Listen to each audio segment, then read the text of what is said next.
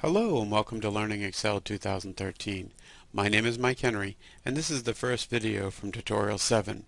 In this video we are going to look at what we're going to be learning, or basically we're going to take an overview of all the learning objectives.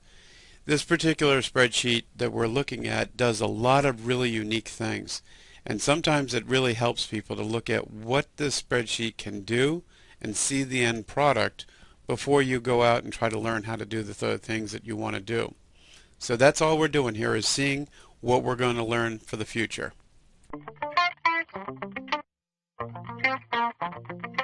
So basically this first video is the overview video. It's going to show us what we're trying to accomplish here, and I think it's really important to see what the end product's going to look like before we start going through the videos of how to do it. So this is just a demonstration of what the final product will look like. Basically here we have an area where someone's going to record the registration data for a new child entering into this soccer league. Over here we can see this information here is all going to be showing up and supporting this information coming in here. So this is actually what we're going to call garbage prevention techniques. We're not going to let garbage come into our data here. Now down here you're going to see, as we do this, this will populate out the information from what's entered up there, and then also populate our transfer area. This is really important because we're going to see how we're going to save this information into a database later on. So right here you'll notice when someone clicks in, they're going to start a new one. Right here we get a little piece letting the end user what we're looking for. We're looking for the registration date. So I'm going to put in today's date by simply doing a quick control and colon. That puts in today's date. I hit my down arrow and you can see where this little tag now tells me I'm looking for the player's first name. That's all I want, is the player's first name. So we're going to put Billy in here, and then I move down. Now Billy's age group is one of these age groups over here, but you can see with my drop down it prevents me from going somewhere else. I know which age groups to put in here, and if I try to avoid that and put in maybe I want to put him in the H23 group, you can see that that immediately is going to say, I'm sorry, that's an invalid group, I'm not willing to accept it, please retry.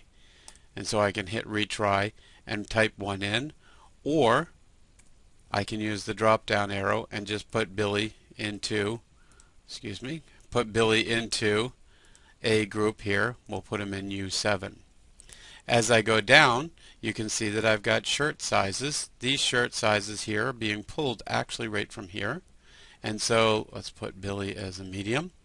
Same thing with the socks. You can see his socks come right in here, and we'll put him medium. This is deciding whether we've early registered this person.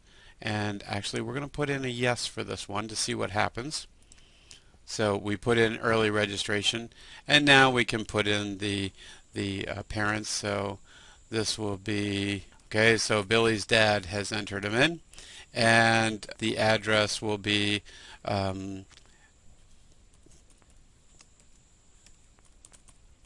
so we've entered in Billy's information, and you can see now down here Billy's dad is the parent. Billy's here. His different pieces have populated in. The date has populated in. And his contact information is there. Now you'll notice that he has a season fee of $75. You can see that came from here. And you'll notice with this one, he has an if statement. If registration is equal to yes, then we get a discount amount. That discount amount is right here, 5. If not, they would get 0.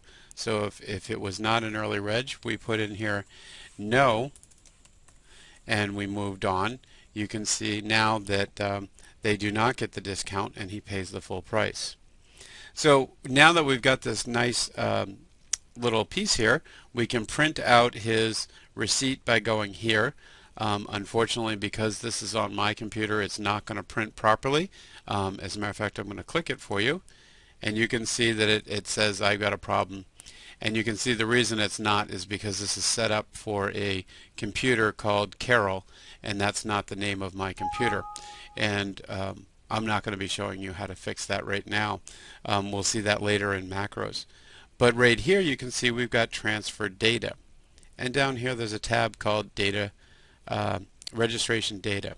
So you can see clearly Billy's not in here, but when we click transfer data, you can come now and see that Billy's information was transferred over.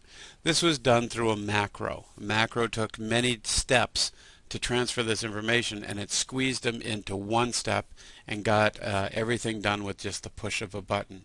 So macros sometimes can be very confusing to people. This information would be collected throughout the day, and then we could dump it into a database later in the day. If it was a great macro, it would come out and delete all this and get us all set up for the next one, but the book decided not to do that. I did want to show you one other thing. If someone tried to come down here and say, oh, we don't want Billy's dad, we want something else, you can see as I try to type there, it blocks it. Everything in this sheet is blocked. I can't type anywhere on this sheet because everything is protected.